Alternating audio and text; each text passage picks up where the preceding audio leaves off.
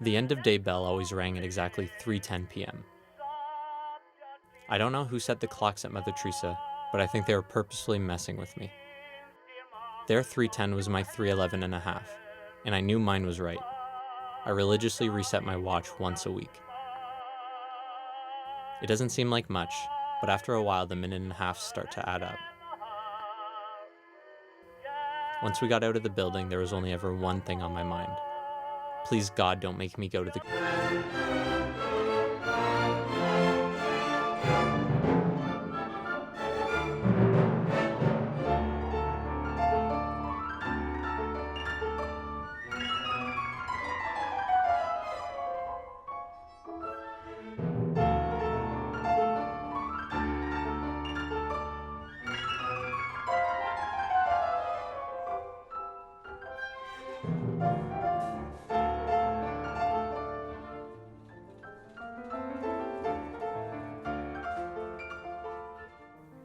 We only had so much free time after school, so it bummed me out having to waste it looking at which pack of bacon contained the least amount of fat.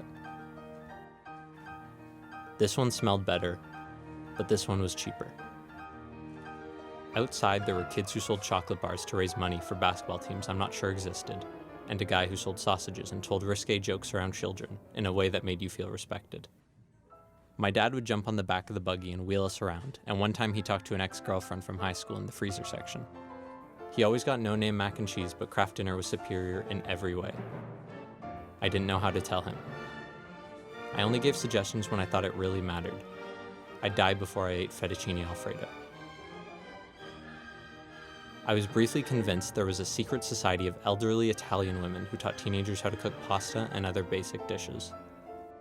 I wondered what these classes would be like and if I would ever be invited to attend, despite being mostly Irish and Polish.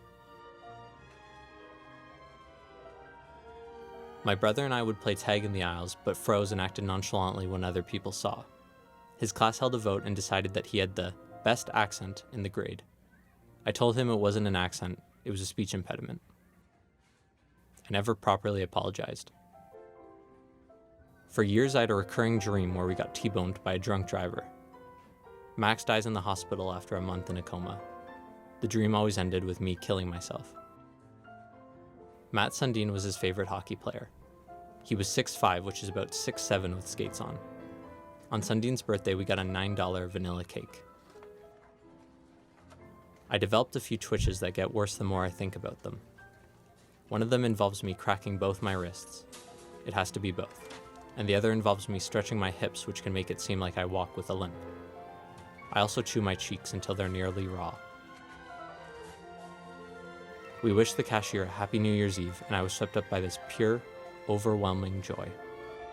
Obama was about to be elected. Pregnant teachers were excited that their Canadian babies would be born into a world where a black man could be president of the United States. The song Free Fallin' by Tom Petty played over the speakers, and I thought that anything was possible and that everything would work out in the end.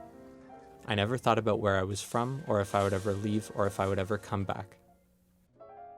The first time I heard the word I was standing right here. My mom apologized profusely, but I misheard her. I thought she had suddenly seen a fox, so I was mostly focused on finding the fox. There was no fox. One year she donated a ton of hot dogs to homeless people, or maybe I daydreamed that. I know I'm capable of it. I once had these vivid memories of going to high school with Drake, despite him being a 34-year-old millionaire. I think Dad needed more help with shopping and picking foods. He tried his best, but he wasn't a natural when it came to that stuff. It's weird looking at the people who made you, knowing you've screamed at them, pooped on them, and hated them, yet they still love you. Watching them talk was just incredible, the amount of things they knew how to say. The level of quality eye contact they maintained was something I could only ever hope to achieve.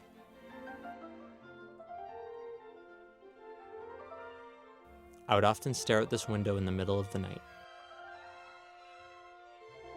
I was petrified that Osama bin Laden and his terrorist friends would swoop into our bungalow and murder us in the name of their God.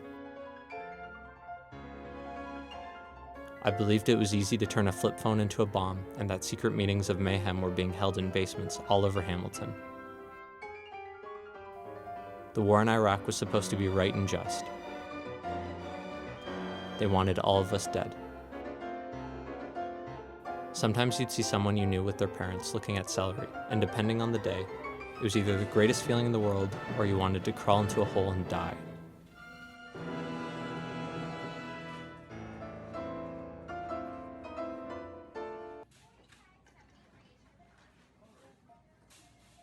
When a trip wasn't going well, everyone would be quiet. I developed a tendency to look down at my feet as I walked. I'd pretend cracks in the floor were snakes and try my best not to step on them.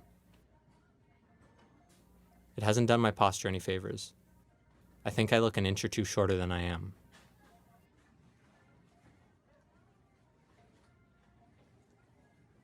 There was a woman we'd see playing with a plastic baby in her cart, and we were told that sometimes, when you lose a child, it's nice to pretend to have one for a little while longer.